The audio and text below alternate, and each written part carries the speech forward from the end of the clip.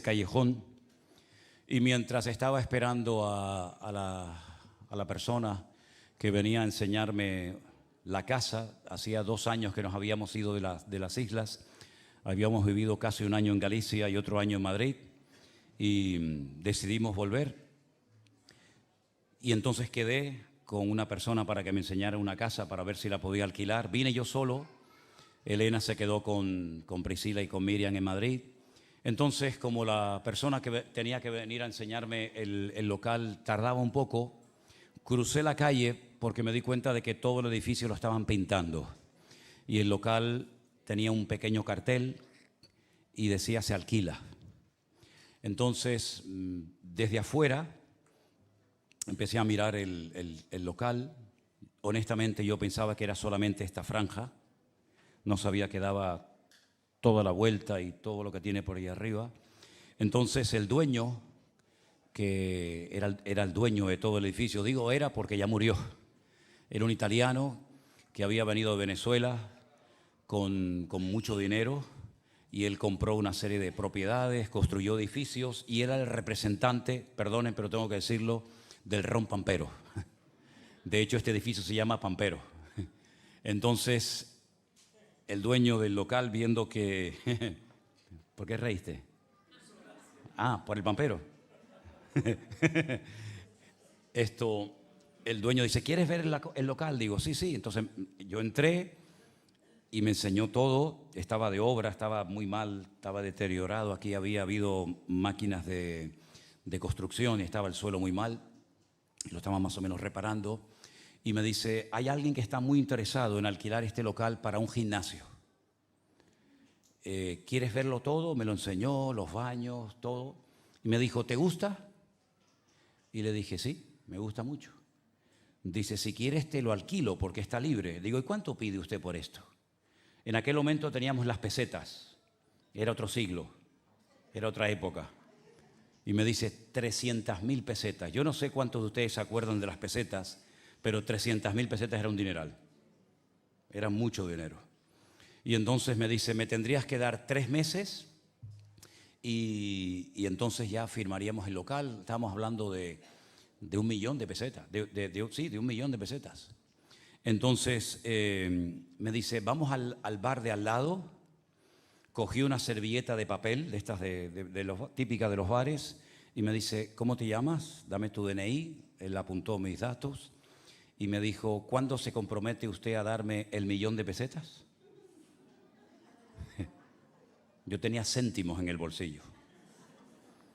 Fíjate cómo sería que no me pude traer a mi familia de la península porque no tenía dinero para traerla. Vivíamos totalmente por fe, totalmente por fe. Y yo le dije, mañana.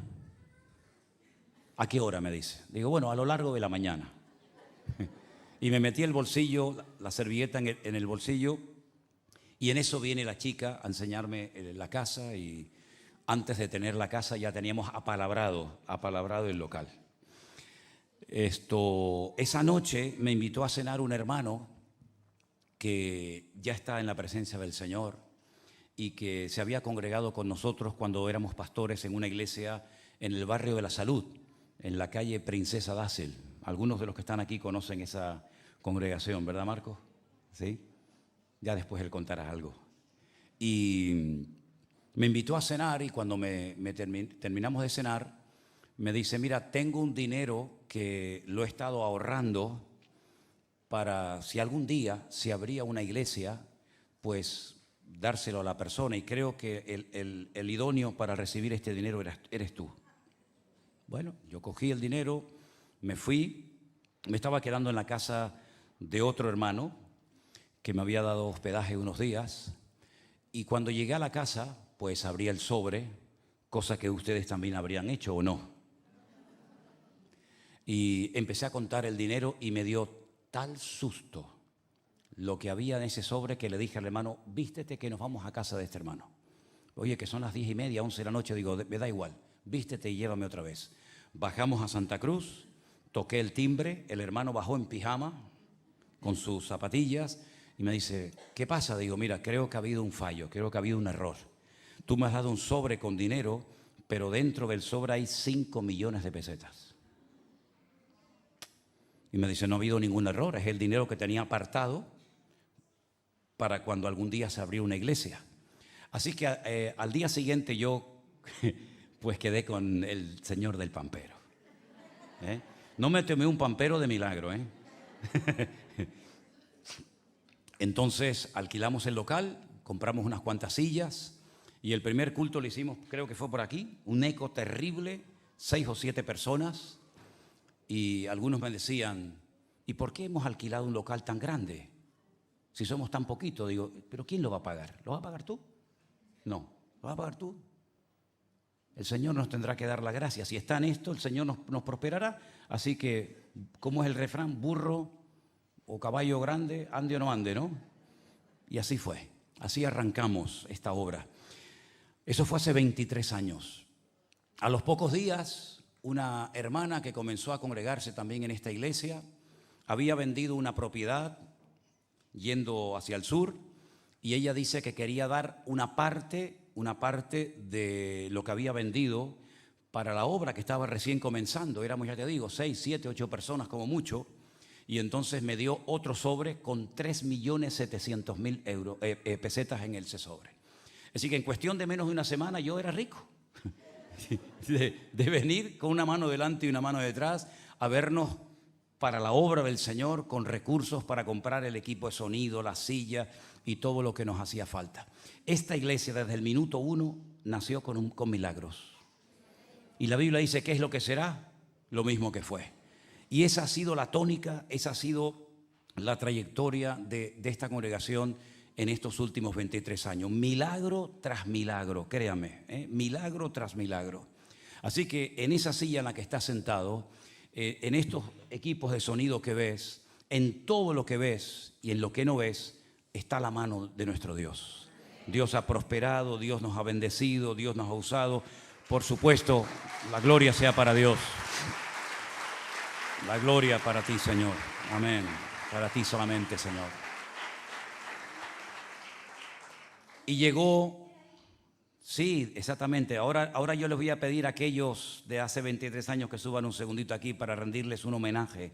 Entonces, como éramos tan poquitos decíamos, ¿dónde ponemos el púlpito? Porque claro, si lo ponemos aquí y éramos 6, como que nos sentíamos un poco raros. Entonces, la primera plataforma de la iglesia, efectivamente, Pepita, estaba en esa pared. En esa pared hicimos una pequeña plataforma con una cruz, que es esa que está ahí, que la trajo, por cierto, Luis. La trajo por la calle, todo el mundo salió a la calle a ver por qué un hombre iba con una cruz cargándola por la calle.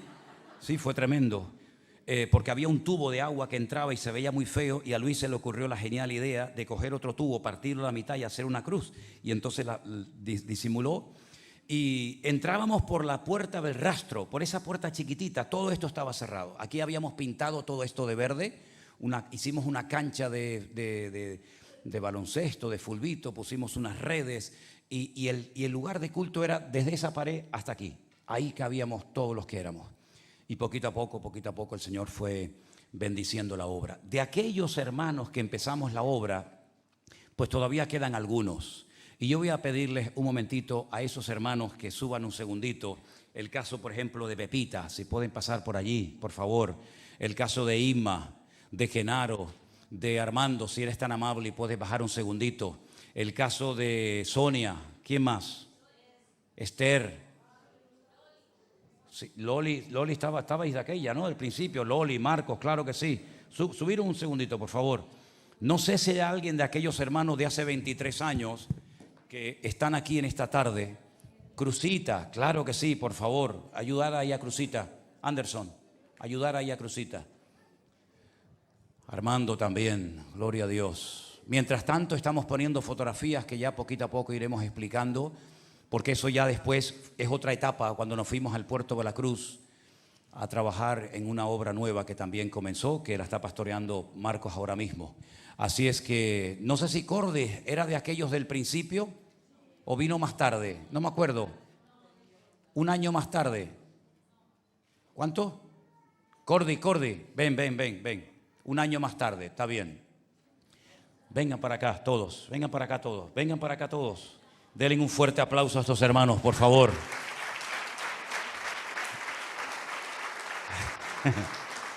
Están un poco cambiados.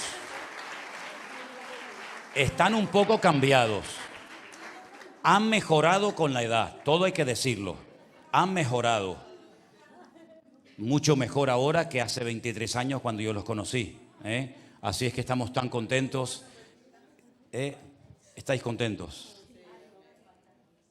Falta, lógicamente, nuestro hermano Luis. Lo que pasa es que en este momento está en un lugar mucho mejor que nosotros. Nosotros estamos recordando el 23 aniversario. Él está ya en la presencia del Señor. Bendito sea Dios. Qué mejor lugar. Qué mejor lugar. Bendito sea Dios. Con brevedad, Pepita, con brevedad, unas palabritas, lo que ha representado para vosotros estos 23 años. ¿Os parece? Sí. Yo era una chica católica y ya tenía yo 24, 25 años cuando conocí a él en la granja, en ese sitio que siempre él... Pero 25 años de edad no tenías. Pues si no, ¿cuánto tenía yo? ¿Tú hacías 25 años? No, tenía cerca de los 40 y pico entonces. Ah, yo 25. Uy, ya nos hemos hecho un lío aquí.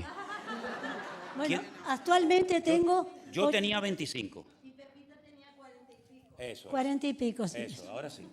También la vejez se olvida. Es que como nos está viendo tanta gente, Pepita. Bueno, la cuestión que yo conocí a él caminando con Luis en el parque de la granja que tenemos aquí, en un tablado alto. Este hombre en varios sitios predicaba, en el barrio de la Salud también.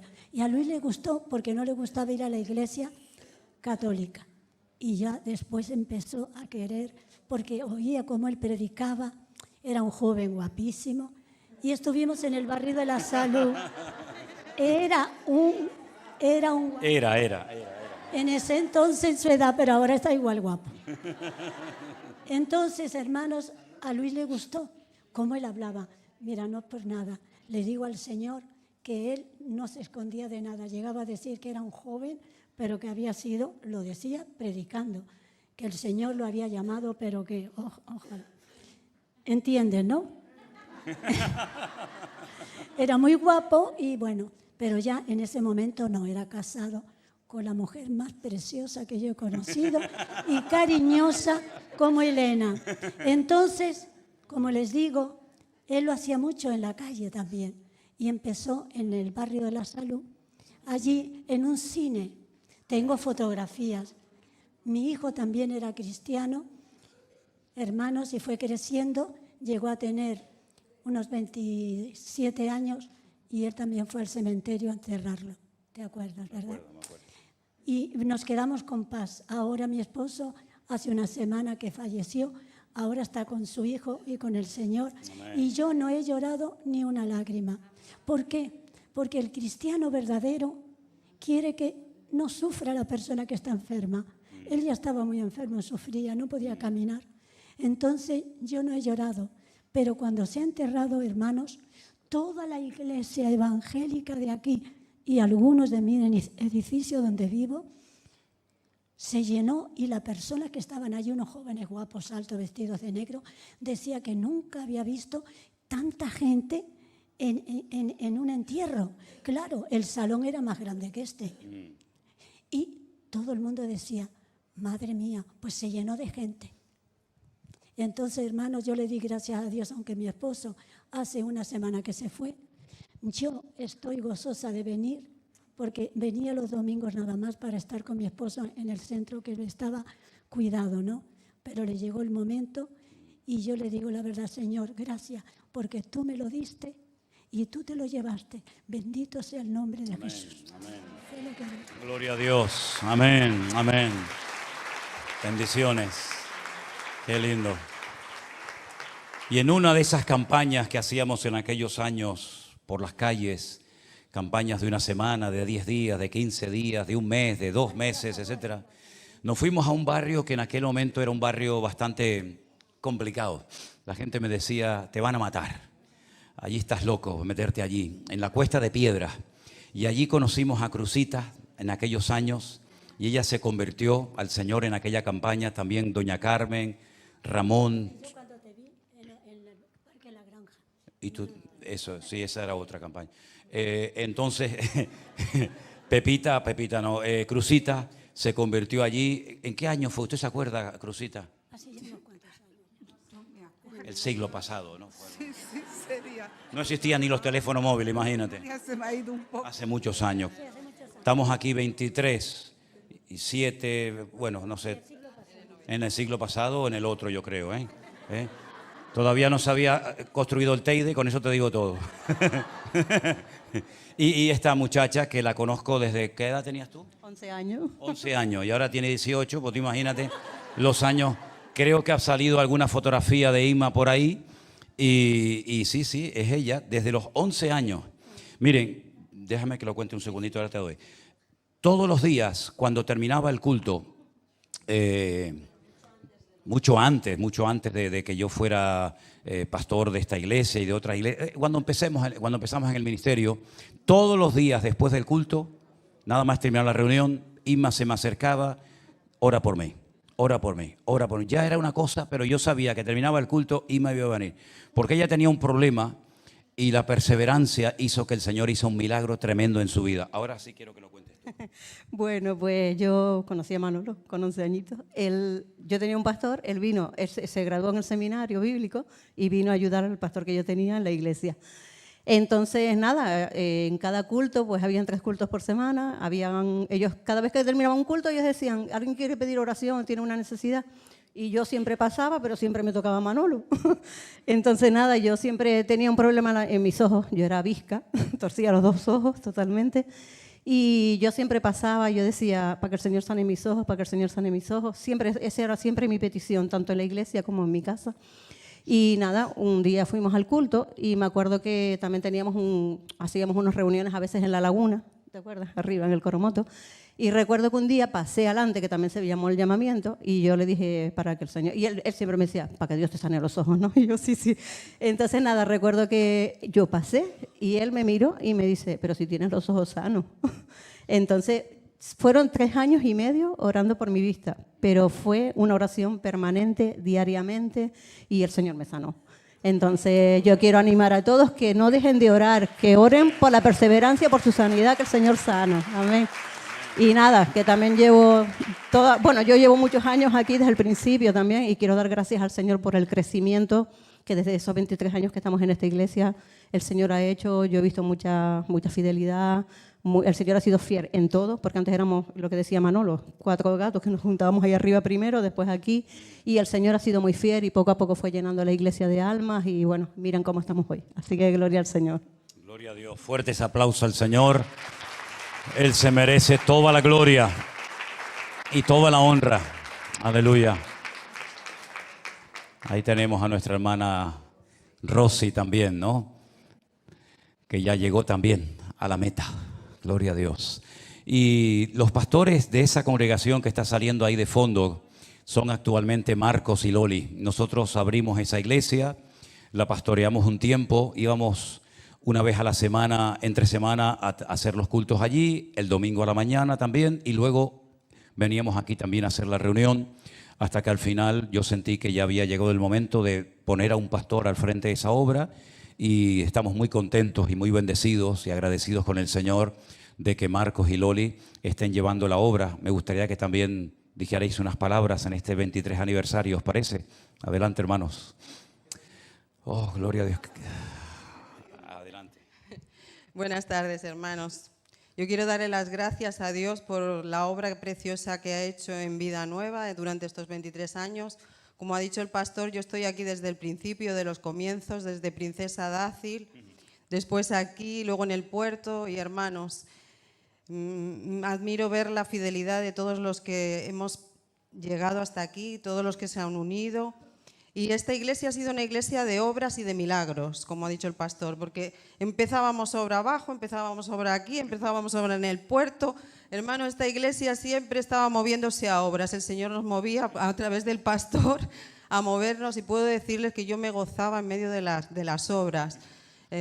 Disfrutábamos muchísimo la comunión de los hermanos trabajando unidos, ¿verdad? Entonces doy gracias a Dios por todos los que sirven en la obra Vida Nueva, y que sigamos sirviendo a nuestro Dios y toda la gloria y la honra sea para Él, que es el único merecedor de ella. Amén. Amén. Gloria a Dios. Gloria a Dios.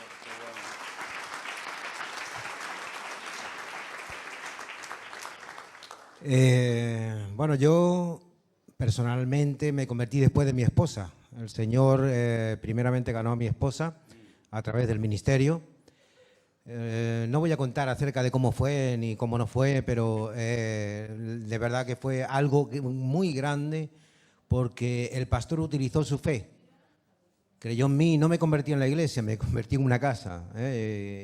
Creyó en mí, creyó que había posibilidades, oramos y al final me entregué al Señor. Me mostró el camino y me entregué al Señor. Pero primero había sido mi esposa y estamos hablando de Princesa Dácil, de hace más de 23 años. Yo decía algo esta mañana que lo quiero dejar claro y es que efectivamente coincido con lo que decía una hermana aquí. Hay un siervo de Dios que está al frente de esta obra que hasta el día de hoy yo puedo decir que he seguido su ejemplo. Lo he examinado desde el primer momento. Recuerdo las palabras que me dijo Manolo, el pastor Manolo, perdón, en una cafetería. No sé si tú te acuerdas. Estúdiame, mírame. Y recordé esas palabras porque venían de un texto que está en Hebreos capítulo 13, cuando dice, imiten la fe de sus pastores. Yo lo estaba comentando esta mañana con los hermanos en el puerto, que yo he sido privilegiado, porque yo he puesto en práctica algo que pone en la palabra de Dios y funciona. Y yo les animo a todos aquellos, sobre todo aquellos que están en el ministerio, ejerciendo y trabajando para el Señor, a que imiten la fe de esos pastores. En Hebreos capítulo 13, en el verso 7, lo voy a leer para no omitir ni cambiar ningún versículo. Dice,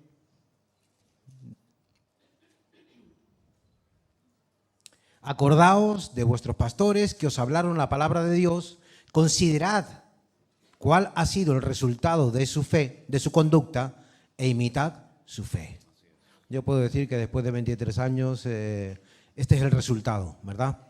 La iglesia ha ido creciendo, se ha seguido la multiplicación, la suma, y la multiplicación ha seguido ocurriendo. Y doy gracias al Señor de poder estar aquí como hijo espiritual del pastor Manolo, porque yo me convertí con él, y no solamente como hijo espiritual, sino también reproduciendo algo que es en el ministerio. Y doy gracias a Dios por ello. Yo te quiero dar un abrazo. Sí, bueno.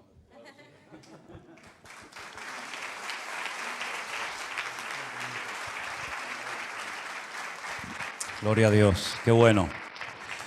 También nuestro hermano Armando, al cual lo ven ustedes, no digo que cada vez menos, pero como su trabajo es pues detrás de las cámaras, siempre están ahí arriba un montón de hermanos trabajando para hacer posible que todo salga bien y que los hermanos que están en casa pues también puedan recibir la palabra y el culto en directo. Pues yo le voy a dar paso a ellos dos.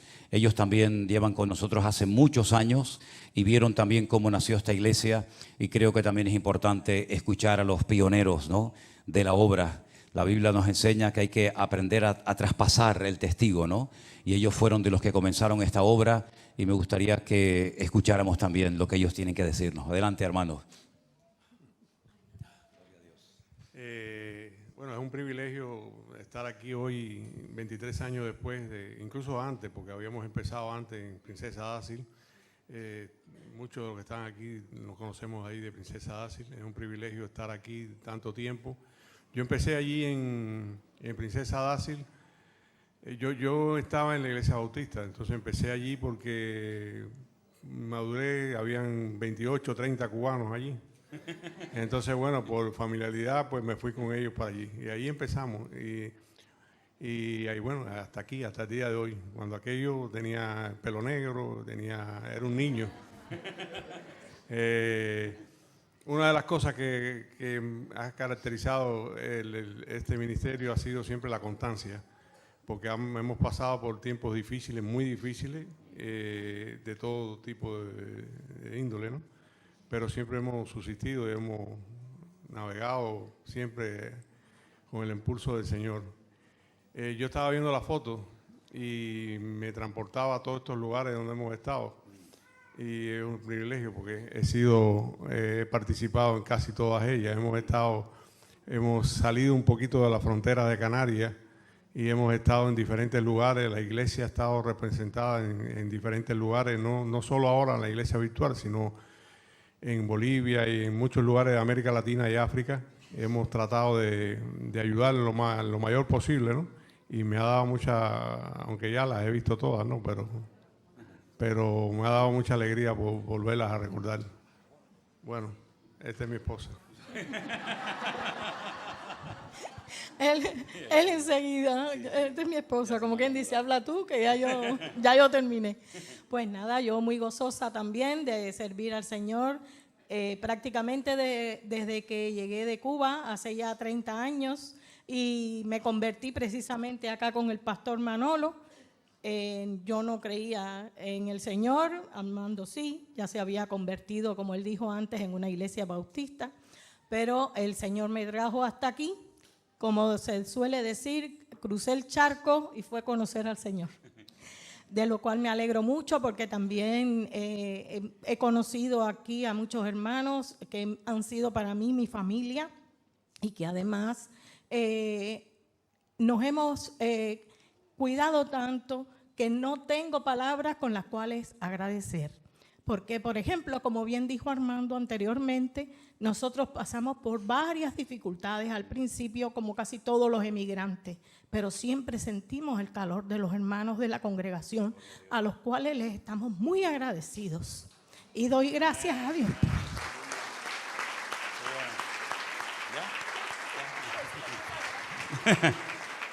Gloria a Dios. Genaro, tienes que decir algo. Genaro es un milagro del Señor. Genaro ahora lo va a decir si quiere. Oramos mucho por él. Pasó un momento muy, muy delicado de salud. Yo me acuerdo un día que fui a visitarlo. Bueno, yo estuve en la UBI, que tú no te acuerdas porque yo estuve allí. Pero después estuve en su casa y Genaro es un milagro del Señor. Que esté aquí, que esté tan bien como ustedes lo ven. Y estamos tan contentos porque ha sido una persona fiel, que siempre ha estado ahí al pie del cañón. Es una familia entera, es él, su esposa Isma, Sarai, la que toca el piano, y Natán, el que toca el bajo. Es una familia entera y eso es lo que siempre hemos pedido al Señor, que Dios nos dé familias enteras involucradas en las cosas del Señor, como es el caso de ellos. Así que, Genaro, Dios te bendiga. Una bendición tenerte. Que el Señor les bendiga. Bueno, sí me acuerdo de esa vez que el pastor fue a visitarme cuando salí del hospital, fui a casa. Y bueno, yo hablaba con él, pero yo realmente no sabía lo que estaba. Pero sí me acuerdo el detalle que le cogí y dije, mira, Manolo, mira. Le cogí la Biblia y no entendía nada. O sea, no sabía lo que había escrito, no sabía. Y leer. Entonces, gracias al Señor, el Señor me ha sanado, me quitó todo, hablo perfectamente y gracias a Dios. Y también quería decirles que esta mañana estaba, bueno, en la cafetería que tenemos, estaba yo solo, sí, y estaba acordándome de estos 23 años, de eso, las cosas que pasamos, el viaje a Kenia, todas esas cositas. Y entonces yo, de entre todas las cosas, me acordé de darle gracias al Señor, porque estos años, bueno, el Señor me ha sanado, mis hijos, mi familia y la familia que tengo aquí a la vista y en las redes. Y entonces le quiero dar solamente gracias al Señor porque hasta aquí nos ha cuidado. Bendiciones. Amén. Gloria a Dios. Amén. Fuertes aplausos a nuestros hermanos. Dios les bendiga. Esther, ¿quieres decir algo? Venga. Bueno, yo soy de las antiguas porque me acuerdo más de cuando teníamos la iglesia en Princesa Dácil. Ahí empecé yo, cuando vine de Galicia con mis hijas.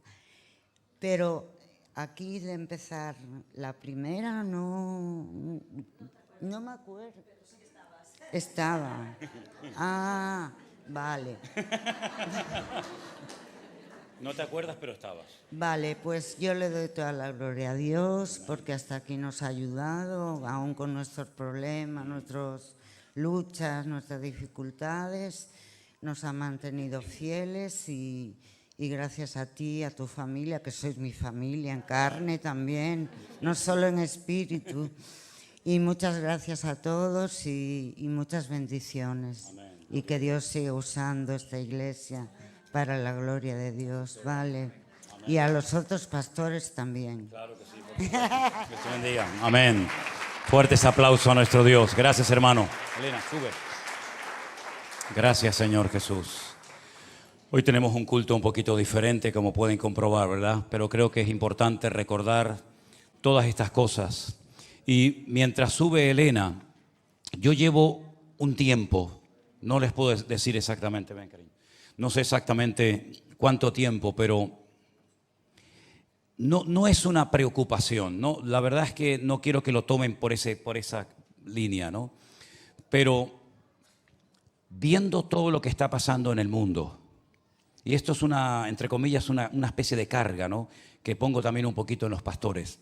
Viendo todo lo que está pasando, hablando con hermanos, claro, en estos viajes a Israel viene gente de México, de Colombia, de Estados Unidos, de Argentina, de tantos lugares. Pienso en la futura generación. Pienso en esos niños. Pienso en esos adolescentes. ¿Qué tipo de cristianismo van a vivir ellos? Si hemos sido realmente un ejemplo, una fuente de inspiración para ellos. Porque los problemas con los que se van a enfrentar, nosotros no los enfrentamos, no tuvimos ese tipo de problemas, tuvimos otros. Yo me acuerdo, por ejemplo, que cuando uno se ponía, por ejemplo, con una cafetería o con un vecino, o te encontrabas con alguien en la calle, generalmente una de las típicas preguntas que en aquellos años nos hacían a nosotros es, pero ustedes no son católicos, ¿no? Ustedes no creen en la Virgen, nos decían, ¿no? ¿Cuál es la diferencia que hay entre ustedes y nosotros los católicos? Y así arrancaban muchas conversaciones. Hoy en día prácticamente esa pregunta ha desaparecido, porque vivimos en un mundo de una indiferencia tan grande que a la gente le da exactamente igual lo que creas o dejes de creer. Y estamos viendo cómo en los colegios están metiendo cosas terribles. Y estamos viendo cómo el mundo está patas arriba, al revés completamente. Entonces tengo esa carga por esos niños de la escuela dominical, por mi nieto, ¿verdad? Tengo tantas cargas por ellos, ¿no? Enseñarles a tener respuestas cuando los confronten acerca de la fe que tienen, que tengan respuestas adecuadas. Claro, hay todo un trabajo, ¿no? Todo un trabajo. Así es que, por favor, oremos siempre mucho también por las maestras de la escuela dominical, los maestros, porque la responsabilidad que tienen es brutal. Nosotros, lógicamente, estamos ya en la recta final casi de nuestra vida, en el sentido de que ya nos va quedando menos, lógicamente, de vida que la que hemos vivido, es normal, ¿no? Pero, y ellos serán los siguientes músicos, los maestros de escuela dominical, los líderes de jóvenes, los pastores. Oremos mucho para que la próxima generación se levante fuerte, porque los ataques que ya están recibiendo, no que van a recibir, los ataques que ya están recibiendo son tremendos. Y tengo mucha carga por los jovencitos, por los niños de la iglesia. Que el Señor nos ayude a ser ejemplos para ellos, para que sean aún mejor creyentes de lo que fueron sus padres o sus abuelos en su época. Amén, hermanos. Gloria a Dios. Así en seco. Bueno, antes de nada voy a darle la bienvenida a Yolanda y a Evelyn. ¿Las habías visto? Las había visto, pero ellas no me han saludado a mí. No le hemos dado la bienvenida. Ellas también han venido a propósito desde Bélgica. Estos son hermanas de un preciosísimo grupo que hay en Bélgica también. Así que, bueno, no se van a escapar pues sobre la marcha ya, ¿no? Para que no nos olvidemos. Vayan subiendo, por favor. Desde aquí se ve todo. Damos gracias al Señor porque vinieron de sorpresa, sin decir previamente nada, por lo menos a nosotros. Y doy gracias al Señor por toda esta oportunidad que Él nos ha dado de llegar hasta el día de hoy. ¿Qué puedo decir que nos haya dicho? Toda la gloria sea dada a nuestro Dios. Agradecida al Señor por todos los que han decidido servirle, como los pastores que ustedes ven predicar desde aquí. Y también estamos viendo, predicando a través de la iglesia virtual, pastores que se han levantado en distintos puntos del mundo. Gracias al Señor por cada uno de ellos, porque han tomado la decisión más grande, más maravillosa que tiene un ser humano, es de servir al Señor, ¿no? Y gracias a todos los que siguen al Señor, aún sin servirle a tiempo completo, pero le sirven en sus vidas. Gracias a los que han permanecido constantes, porque ese es el secreto de la victoria, el seguir constante. Y gracias a todos los que nos ven a través de las redes, porque esto que se ha levantado es algo que solo Dios puede hacer. Todos hemos visto que esto no es obra de hombre, sino solo ha sido la obra de Dios. Y que el Señor siga respaldando este ministerio es nuestro deseo, nuestra petición humilde delante del Señor, porque siervos inútiles somos cada uno, eso lo sabemos bien. Así que bueno, ya te dejo.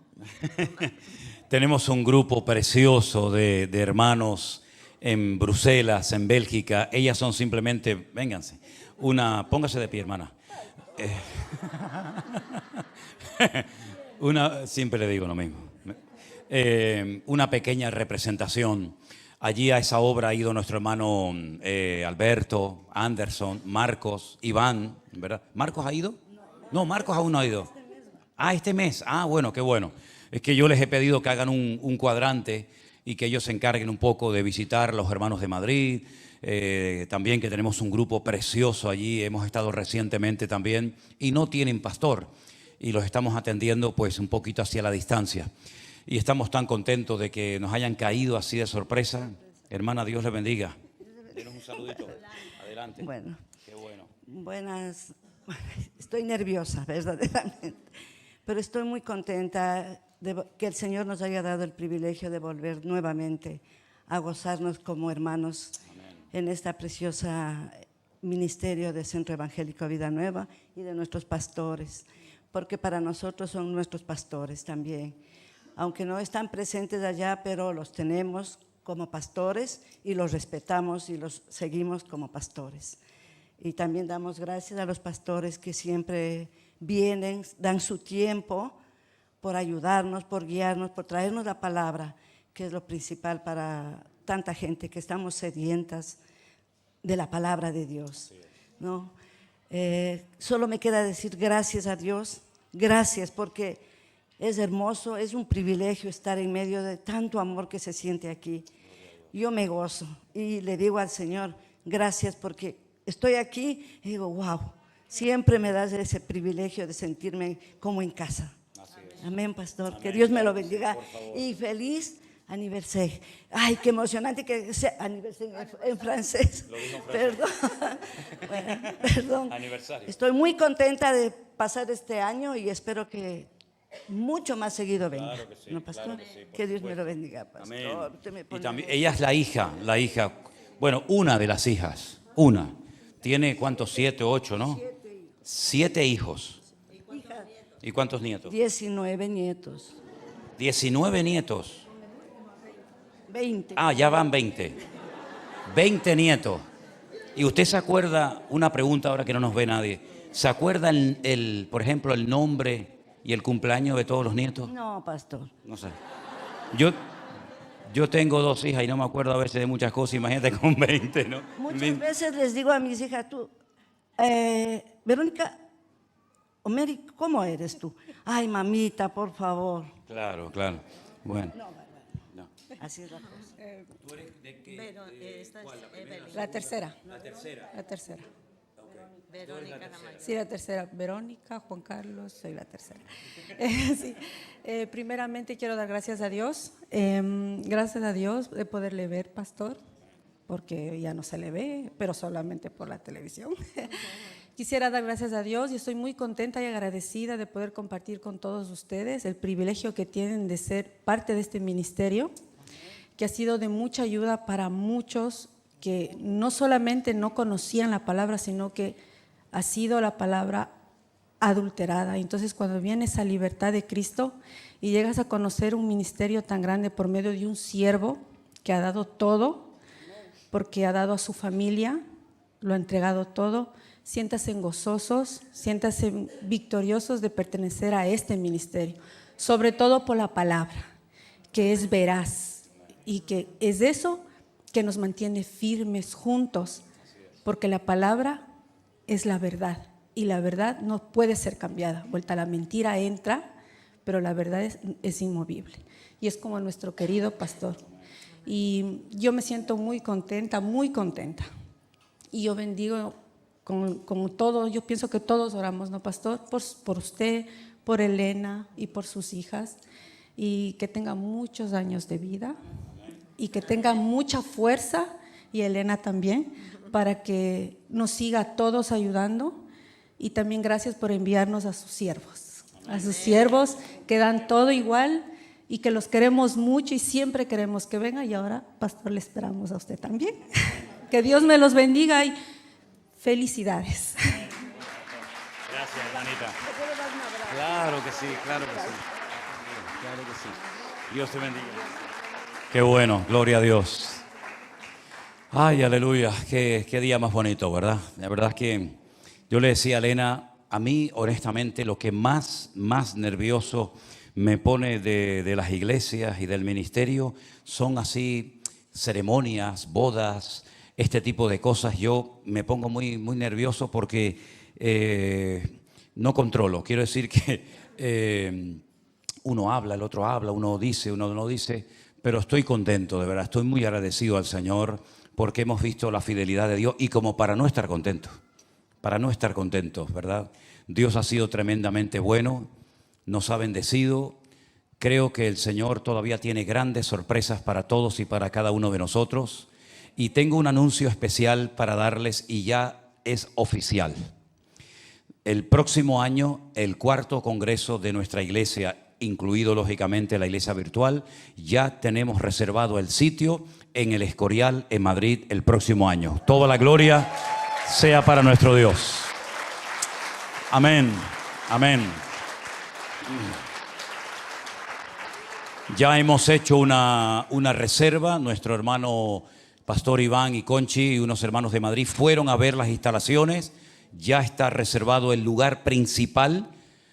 Como el año pasado, o mejor dicho, este año no pudieron entrar todos los que hubieran querido ir, estamos viendo otros edificios aledaños, otros edificios cercanos al edificio principal, donde está el auditorio, que es una belleza, una preciosidad de auditorio.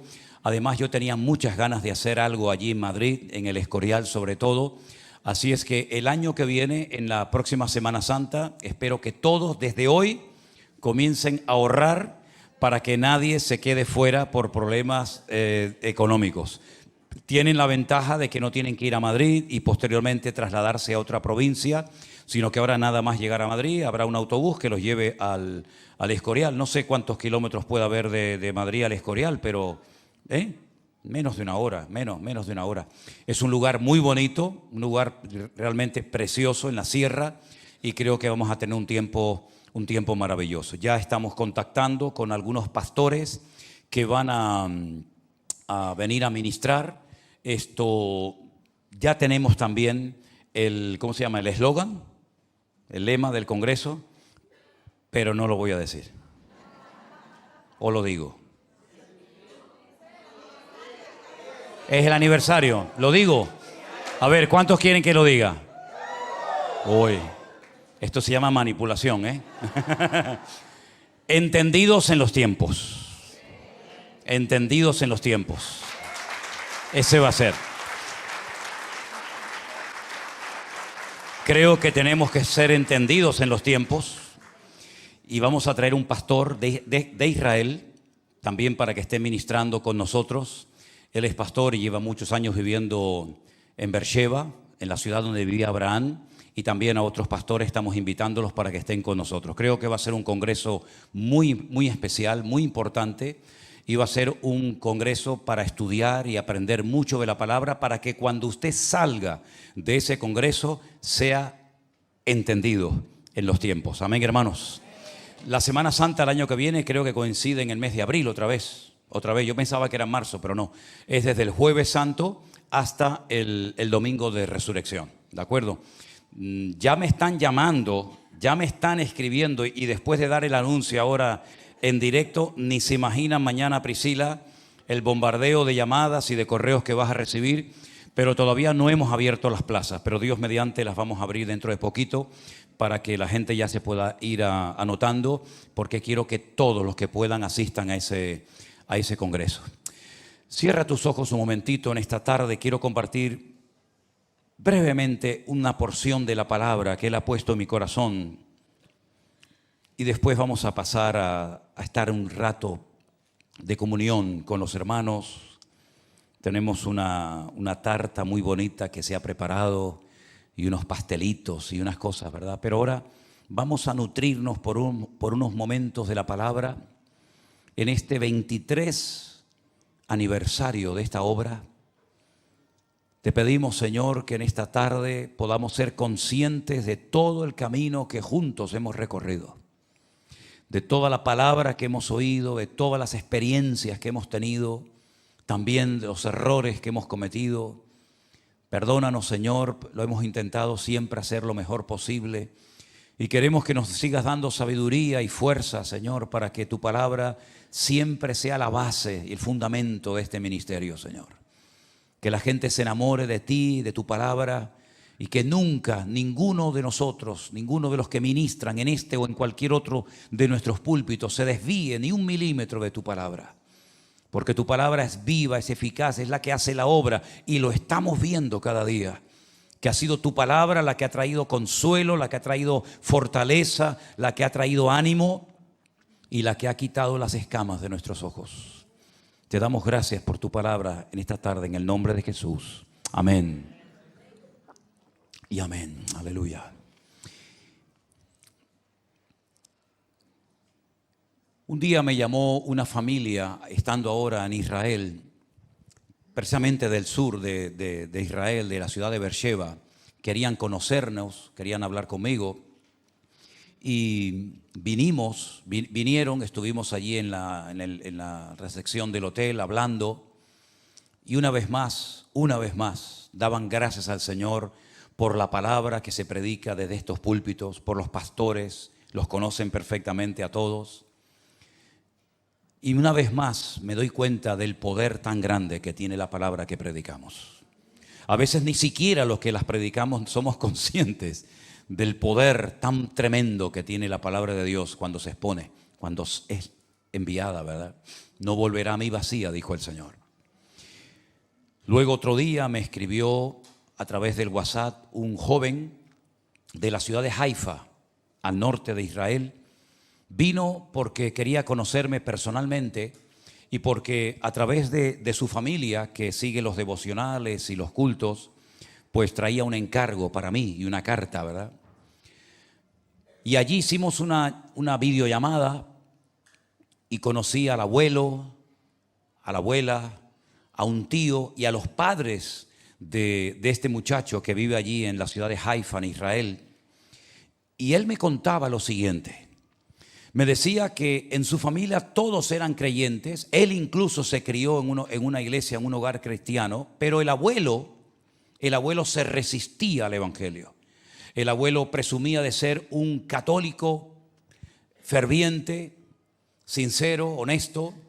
Y él bajo ningún concepto quería dejar de ser católico.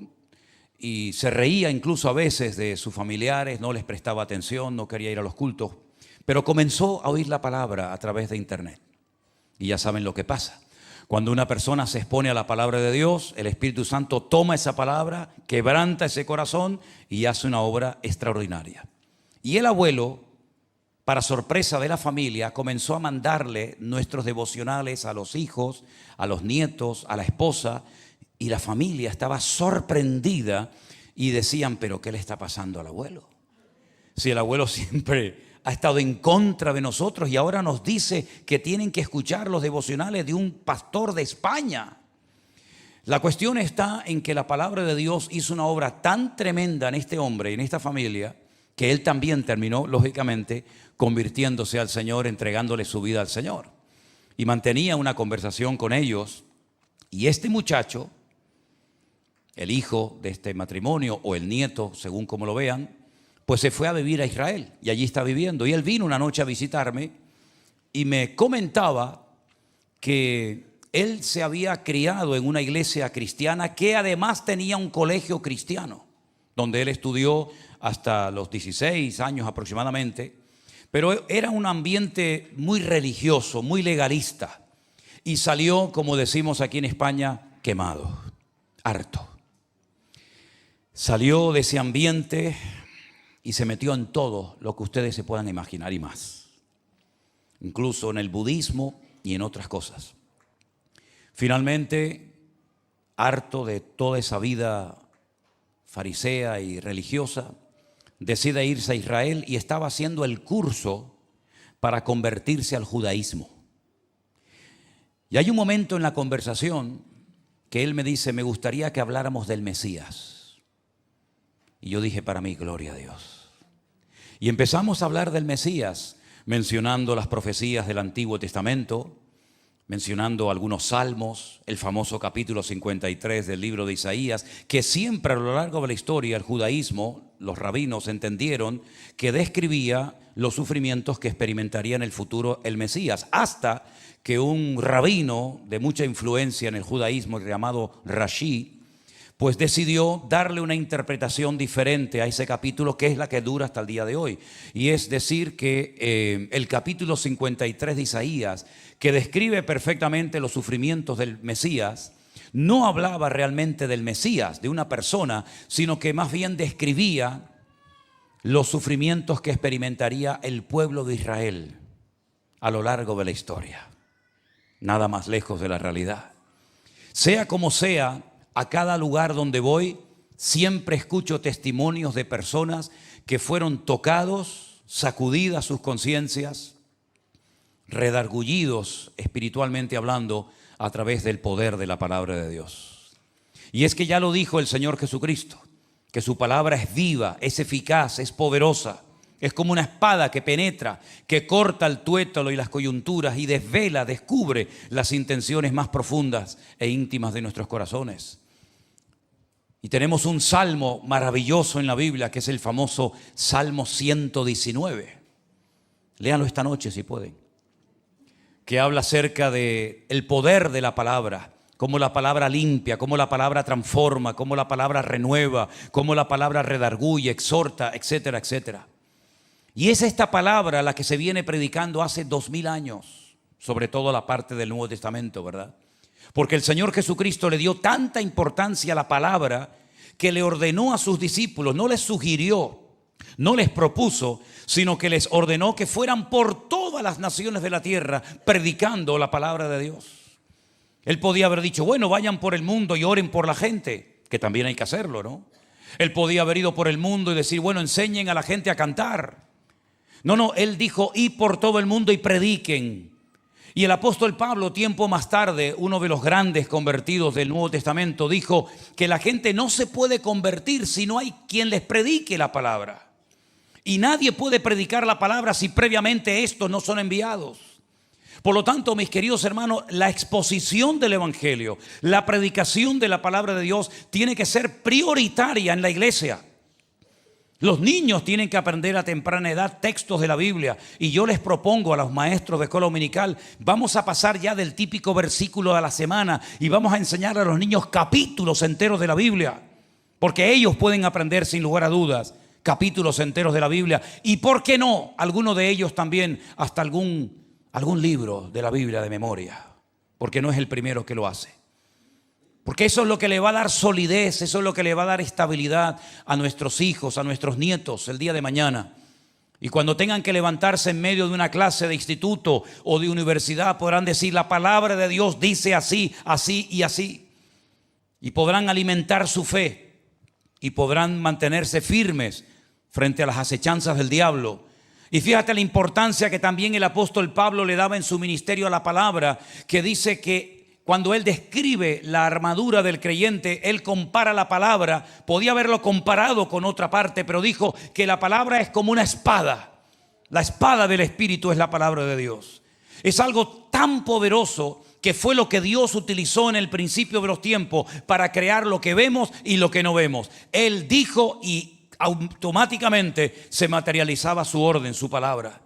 En otras palabras, todos los que estamos aquí en esta noche, o la mayoría de nosotros, estamos aquí porque la palabra nos cautivó y nos redarguyó de pecado y nos dimos cuenta de que el camino por el que íbamos no era el correcto. y decidimos volver a Dios, a la fuente de la vida, y conectarnos con Él. Y además Dios nos ha dado también, y quiero dar gracias públicamente por ello, el privilegio desde hace más de 22 años de poder llevar ya a estas alturas, como me dicen allí ellos, miles de personas a Israel, para que vean y caminen en la palabra de Dios y puedan ver que todas aquellas historias y parábolas que contaba el maestro, pues hay lugares, hay arqueología, hay historia, hay utensilios que se pueden tocar, y usted puede ver que su fe no es una fe ciega, no es una fe loca, sino es una fe comprobable, porque está basada en argumentos históricos, arqueológicos y sobre todo bíblicos, que es lo que robustece y fortalece nuestra fe. ¿Cuántos dicen amén? Fue por esa palabra que muchos dieron la vida, porque se negaban a predicar otras cosas y se negaban a no predicar la palabra. ¿Se acuerdan ustedes la primera orden de los religiosos de Jerusalén? Les prohibimos categóricamente que sigan hablando de ese hombre, que sigan predicando esa palabra. Y ellos dijeron: no podemos dejar de decir lo que hemos visto y oído con nuestros propios ojos. Se jugaban la vida por predicar el evangelio. No había forma de callarlos.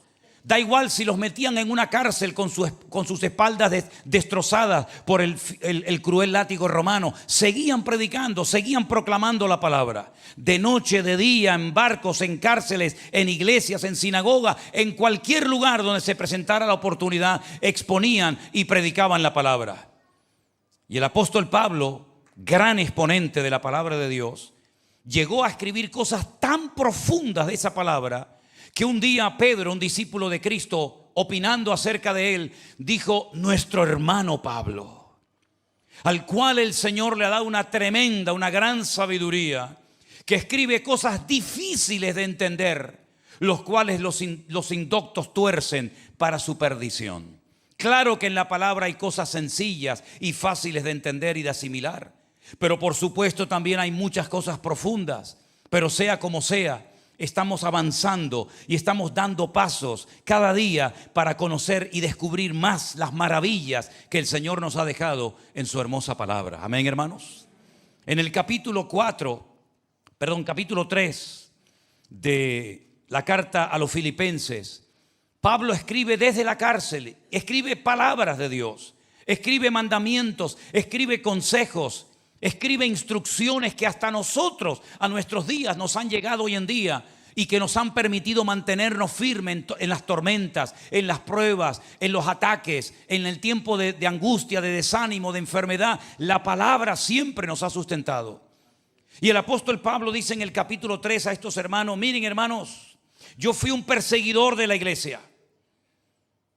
Él no oculta su pasado.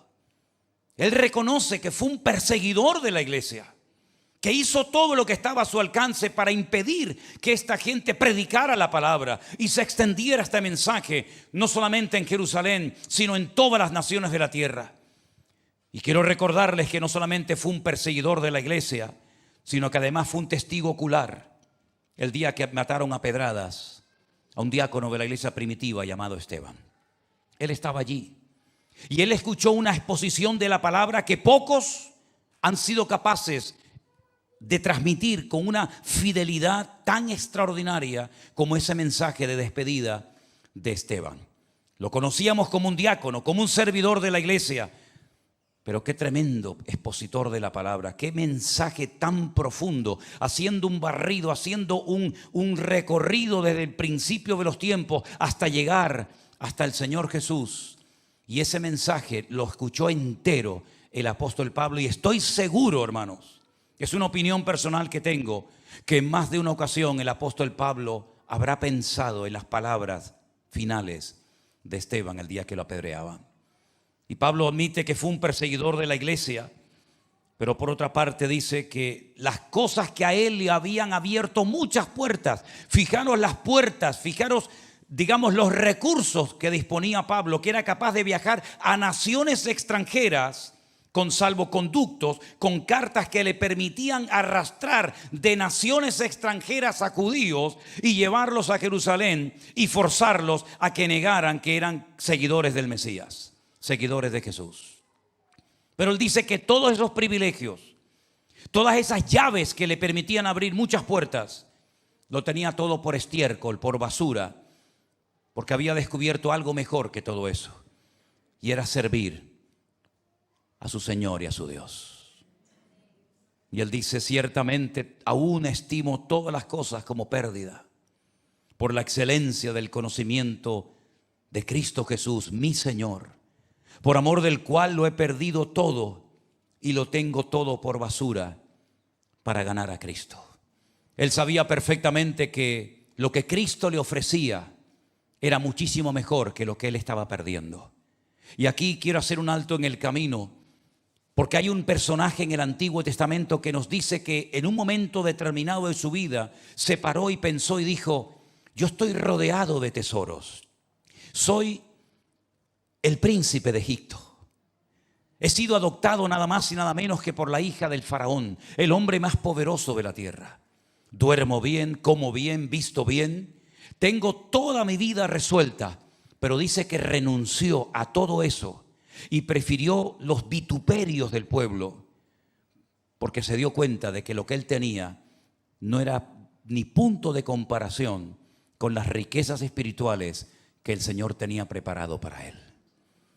Esa misma visión, ese mismo espíritu o actitud es la que Pablo plasma ahora en una de sus epístolas diciendo, para mí todo lo que algunos de ustedes soñarían con tener, para mí todo eso no tiene ningún valor. Porque lo que el Señor tiene preparado para mi vida no se compara en absoluto con las vanidades de este mundo. Era tal el desprecio que sentían hacia las cosas de este mundo que uno de ellos, uno de los discípulos del Señor dijo, por favor, hermanos, no améis al mundo, ni las cosas del mundo. Porque el que ama el mundo, el amor de Dios no está perfeccionado en él. Y el apóstol Pablo dice, yo lo que quiero es que cuando Dios me halle, cuando yo me encuentre con Él, no me encuentre presumiendo de mi propia justicia, sino de la justicia que es por la fe en Cristo Jesús. Porque lo que quiero o él quería era conocer al Señor y el poder de su resurrección y la participación de sus padecimientos, llegando a ser semejante a Él en su muerte. Esto es impresionante lo que este hombre está diciendo aquí. No solamente he renunciado a todo por amor a ti, no solamente lo tengo todo por basura, sino que mi objetivo en la vida es conocerte. Mi objetivo en la vida es experimentar el poder de la resurrección, experimentar los mismos padecimientos que tú padeciste, y el anhelo de mi vida es llegar a ser semejante a ti en tu propia muerte. ¿Quién pide esto? ¿Quién anhela esto? ¿Quién ora para que el final de tu vida termine de esta manera? Ese era el anhelo de Pablo. Por eso cuando alguna persona decidía unirse a su equipo, a su grupo ministerial, dice que entre ellos habían tomado una decisión tremenda, y es que se habían sentenciado a muerte. En otras palabras, no les iba a sorprender que mañana le echaran mano a uno y lo crucificaran o lo quemaran o lo lanzaran a las fieras del circo romano, porque ya ellos habían decidido, desde el momento que aceptaron al Señor en sus corazones, desde el momento que pusieron su mano en el arado, ellos decidieron sentenciarse a muerte, porque el objetivo de su vida era firmar su vida final, los últimos minutos de su vida, pareciéndose lo más posible a la muerte que Cristo experimentó en su vida. No solamente quiero conocerte en vida, sino quiero también conocer qué padeciste, qué te pasó, qué te hicieron, cuánto sufriste por mí en la cruz del Calvario. Esto es algo increíble, hermanos. Y este hombre está escribiendo esta carta no en su mejor momento, humanamente hablando. Este hombre está escribiendo esta carta desde la prisión, en la cárcel, privado de libertad. Y él no está rogando, hermanos, oren por mí para que me saquen de aquí. Hermanos, oren por mí porque no quiero morir. ¿Saben cuántas manifestaciones en estos últimos 7 meses se han llevado a cabo y se siguen llevando a cabo en Israel, pidiendo la liberación de los que todavía pueden quedar con vida, de los que fueron secuestrados el 7 de octubre? Cada día aparecen más personas muertas Ya ni siquiera se sabe cuántos están con vida. Niños, ancianos, gente enferma, familias enteras. Y se hacen manifestaciones, conciertos, marchas, canciones, de todo, pidiendo la liberación, y me parece lógico y está bien. Pero ¿a cuántos hermanos nuestros secuestraron a lo largo de la historia? ¿A cuántos hermanos nuestros encarcelaron y ellos decían que renunciaban al rescate para obtener mejor resurrección y obtener mejor galardón en la presencia del Señor? Yo creo que nuestro cristianismo dista mucho del cristianismo de los primeros hermanos nuestros en la fe. Estamos muy bendecidos, muy contentos, pero queridos hermanos, esto era impensable en los primeros 300 años de la iglesia.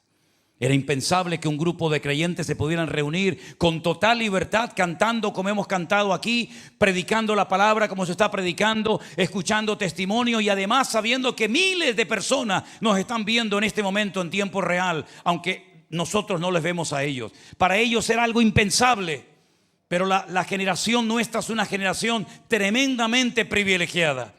Y tenemos que anhelar no solamente parecernos al Señor en vida, imitarlo, copiarlo a Él en su santidad, en su vida de obediencia y sometimiento al Padre, en su gozo, en su alegría, en su estabilidad emocional, sino también, si Dios lo permite, gozarnos en las pruebas, en las tribulaciones y también en el momento en el que el Señor diga: tienes que llegar a mi presencia.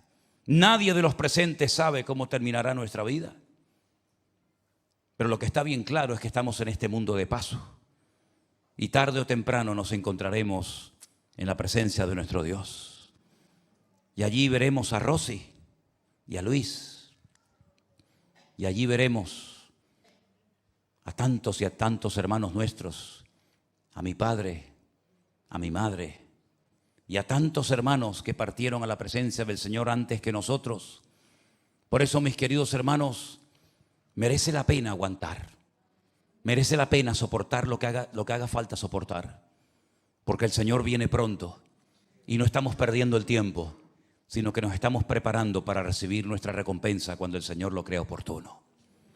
El apóstol Pablo corría para ver si lograba alcanzar aquello para lo cual un día lo alcanzó a él, pero hace algo también muy importante. Dice: yo entiendo que todavía no he alcanzado el objetivo, no he llegado a la meta, pero sigo adelante, prosigo para ver si logro alcanzar aquello para lo cual un día el Señor me alcanzó a mí.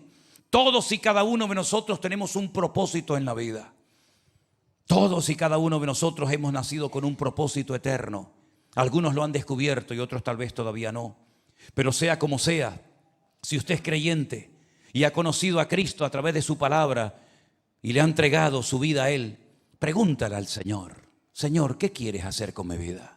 Esa fue la pregunta que Saulo de Tarso le hizo tirado al suelo, ciego, ¿verdad? Oyendo una voz que hablaba con él, identificándose como: yo soy Jesús a quien tú persigues. Dura cosa te es dar coces contra el aguijón. Él se atreve a preguntarle al maestro: Señor, ¿qué quieres que haga? Y dice la Biblia: entra en la ciudad y se te dirá lo que tienes que hacer. Hay todavía instrucciones en el camino que no hemos recibido. Hay todavía iglesias aquí adentro que no han salido.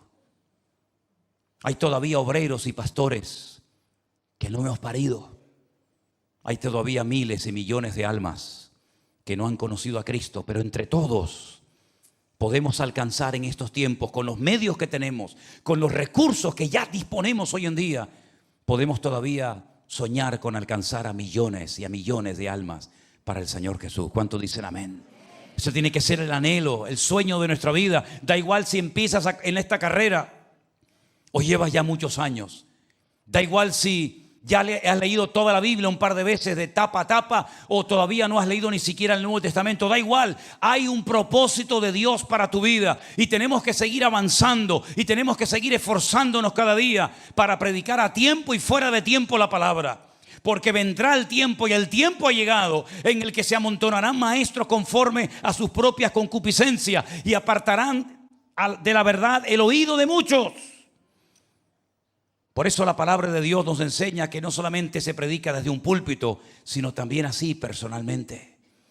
Y yo quiero animarles a que cada día cuando te levantes por la mañana le digas al Señor: Señor, pon hoy delante de mí a alguien que yo le hable de ti, de tu palabra, y que incluso pueda orar por él. Vinieron algunos judíos al hotel y les dije: ¿puedo orar por vosotros? Y aceptaron que orara por ellos. También vinieron a proponerme otras cosas, ¿verdad? Pero sea como sea, si mañana, pasado mañana y en los próximos días, semanas, meses y años, cada uno de nosotros comenzamos a hablar del Señor, podremos ser mucha luz y muchas personas podrán pasar de muerte a vida como tú y yo pasamos si verdaderamente nos esforzamos en predicar la palabra. Gracias a Dios por estos 23 años, gracias a Dios por la iglesia virtual, por los pastores, por las iglesias, por los colaboradores. Gloria a Dios por todo eso. Pero ¿saben lo que siento en mi corazón? Que esto no ha hecho más que empezar, sinceramente. Todavía queda tanto por hacer. Repito, gloria a Dios por lo que hemos alcanzado. Gloria a Dios por las bendiciones, por las almas, que es lo más importante. Es el mejor patrimonio que puede tener un ministerio. Almas transformadas por el poder de Dios, ¿verdad? Pero sobre todas las cosas, mis queridos hermanos, lo que tenemos que orar es para que tú y cada uno de ustedes nos convirtamos en ganadores de almas, para la honra y la gloria del Señor. Hace un par de días vine aquí una mañana al Rastro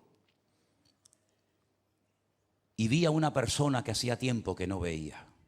La conozco a esa persona hace muchísimos años, tal vez te hablo de 25, 30 años atrás. Cuando la vi, me puse a llorar, me quebrantó de tal manera que no podía parar de llorar. Me fui por la calle llorando, subí en el ascensor llorando, llegué a casa y le digo a Elena: estoy quebrantado porque vi a una persona que yo conocí cuando estaba bien, totalmente destrozada por el pecado. Totalmente destrozada por dentro y por fuera, por la maldita droga, por el diablo que viene a hurtar y a matar y a destruir.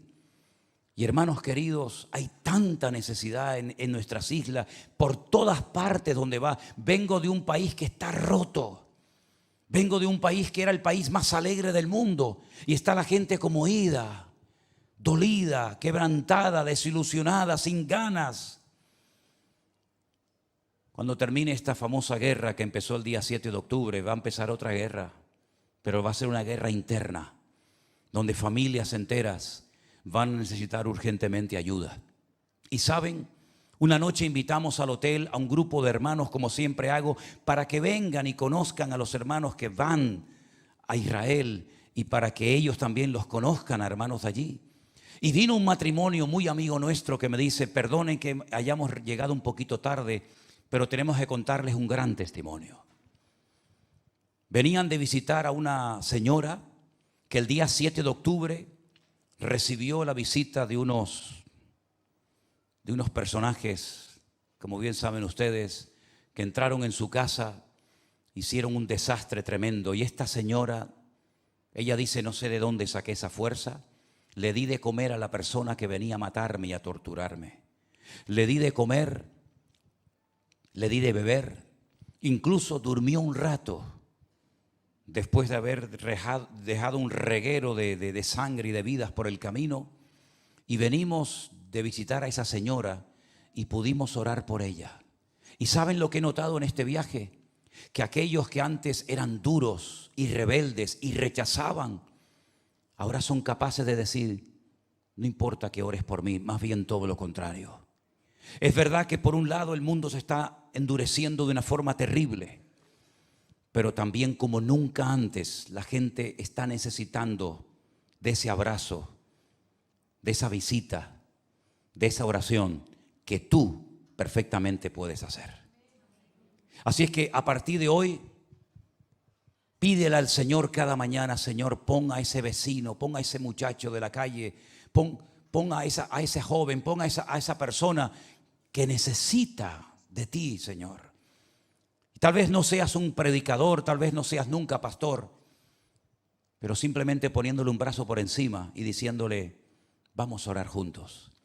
Como ayer estaba sentado en una plaza atendiendo a una hermana, esposa de un pastor amigo mío en Argentina, que vino a Tenerife, y de repente se acerca un muchacho a nuestra mesa a pedirnos algo, y yo me le quedo mirando y le digo, lo llamo por su nombre. Hay tanta necesidad. La verdad es que yo digo, Dios mío, me faltarán 10.000 vidas para poder hacer algo para ganar tantas almas para ti. ¿Quieres ser un ganador de almas? ¿Quieres verdaderamente dedicar de tu tiempo? ¿Por qué no apartas 15 minutos al día? Te propongo esto. Un día propuse, oremos 3 veces al día de rodillas, y miles lo hicieron. Y vimos milagros y vimos respuestas, oraciones tremendas. Yo les propongo esto a ustedes y a los que están en su casa viéndonos ahora mismo. Dediquen 15 minutos cada día a salir por las calles, solo, sin teléfono, sin nada.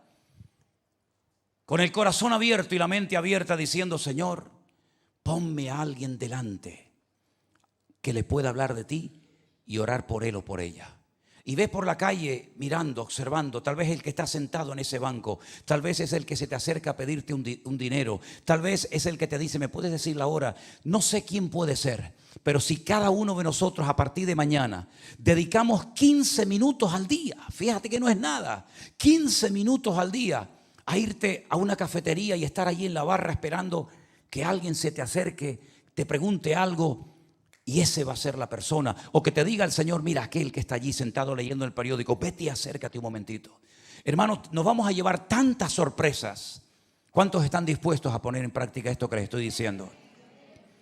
Si somos capaces de hacerlo, miles de almas que hoy en día están destinadas al infierno, se pueden salvar y pasar de muerte a vida y pasar la eternidad junto con nosotros en la presencia del Señor. Amén, hermanos. Cierra tus ojos en esta tarde ahí donde estás.